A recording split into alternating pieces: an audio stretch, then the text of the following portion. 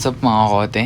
It's me, Kuya Kyle, and welcome to Quadernos, where learners the name of the game. At kung bago ka pa lang dito sa YouTube channel, please don't forget to click the subscribe, like, and share buttons for more updates and videos. So sorry guys kung blank yung ating presentation, pero ang topic natin for today is understanding poetry. So ayun ang topic natin is understanding poetry. So bago natin simulan yung topic natin, daanan muna natin yung trivia natin. So isa lang naman yung trivia natin para sa araw na ito kasi ang alam ko is mahaba-haba itong topic natin. Which is ang trivia natin is humans are the only animals that enjoy spicy foods. So humans are the only animals that enjoy spicy foods. Wala nang iba. So alam niyo naman yung mga spicy foods, wala naman siyang literal na food na pag kinain is spicy na talaga siya. Ang spice ay herbs na nilalagay sa isang food or additives, yun, para mas maging spicy siya. Yun. And ang agenda natin para sa araw na ito in understanding poetry is to know the different kinds of poetry, to understand what is poetry, and yung mga guide questions na pwede natin gamitin sa poetry. And then, dadagdag pa natin dyan yung importance of understanding poetry.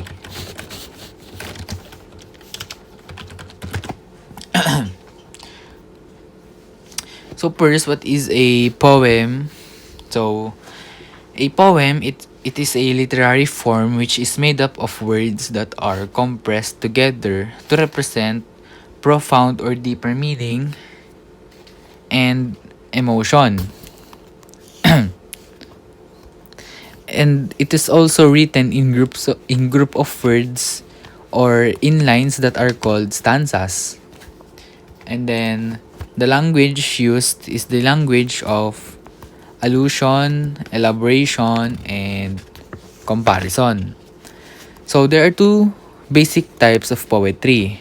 The traditional, which observes the rules of grammar, rhythm, and rhyme scheme, and the modern, which does not adhere to standards but find ways to express the poet's ideas and feelings.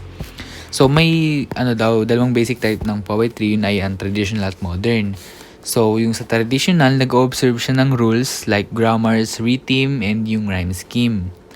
And yung sa modern naman, nagfo-focus sa hindi siya nag-adhere ng standards. Pero nagpo-find siya ng way para i-express yung ideas and feelings nung isang poet. So we have here kinds of poetry. We have 4: the narrative poetry, lyric poetry, the elegy, and the pastoral. So unahin natin yung narrative poetry. Yung narrative poetry, it is a poem that tells a story and it contains the elements of a short story like beginning, climax, and ending. So yung narrative poetry, yun yung poetry na which is can be narrate siya. And yung poem na yun, para siyang story. Like pa-story siya. Yung poem na nagtatel siya ng story kasi may mga elements siya na meron yung short story, di ba? Like nabanggit kanina, meron siyang beginning, meron siyang climax, meron siyang ending. So yung narrative poetry, it is more likely a story.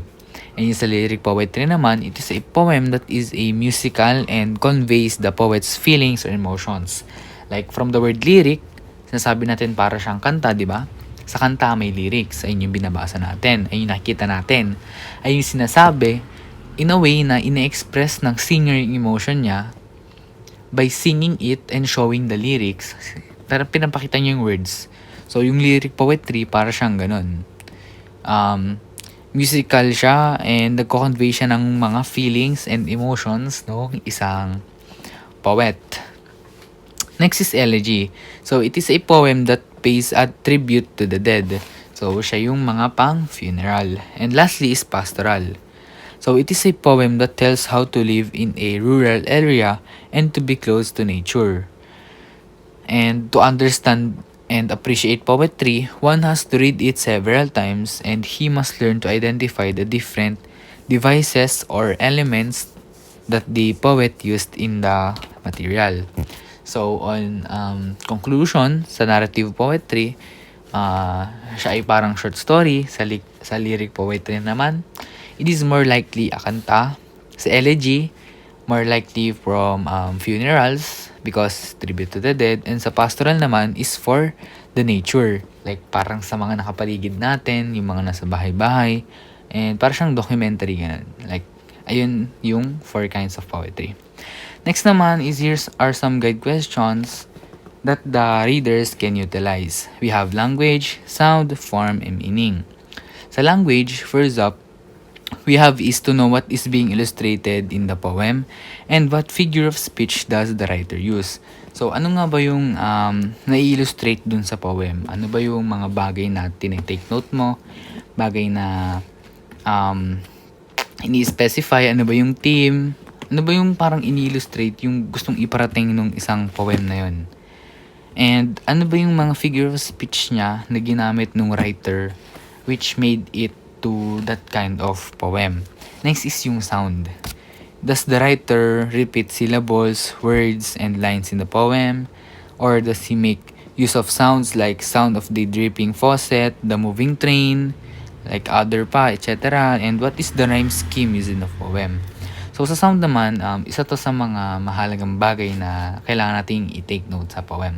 Kasi ito yung mga bagay na nagdadala ng vibe kung ano yung nangyayari sa isang scene. And kung ano ba yung parang gustong iparating nung writer. Like, di ba? Kung may mga syllables ba na na-repeat, may mga words na na-repeat ba sa poem, ano ba yung mga sounds na ginagamit niya, ano ba yung mga background music niya, yung mga other sounds pa, and ano ba yung rhyme scheme niya. Next is yung form. So, how many lines per stanzas and how many stanzas does a poem have? So, meron kasi mga poem, we have 3 stanzas. And, sa stanzas na yon ilang lines siya? Diba? Like, for example, 5 lines, 4 lines, 3 lines. So, ayun yung mahalaga sa form. And lastly, yung meaning. What does the poem tell its reader? And what is the theme of the poem? So, mahalagang malaman yung meaning para malaman natin yung purpose kung ano bang gustong iparating nung reader na I mean, anong gustong iparating nung author sa ating mga reader, which is, ito yung isang mahalaga is malaman natin yung meaning natin para alam natin kung bakit natin pinapakinggan yon and ano ba yung purpose nun. And importance ng pag-understand ng poetry because na-appreciate natin yung mundo natin. And yung poetry, isa siyang strength and ability na nagsished sa atin sa mundo natin ngayon. And it speaks up the truth upon us and no questions about it. Poetry teaches us how to live. So, ayun lang guys. Thank you for listening. I hope na may natutunan kayo sa ating topic for the day. Again, this is your Kuya Hal and I'm signing out.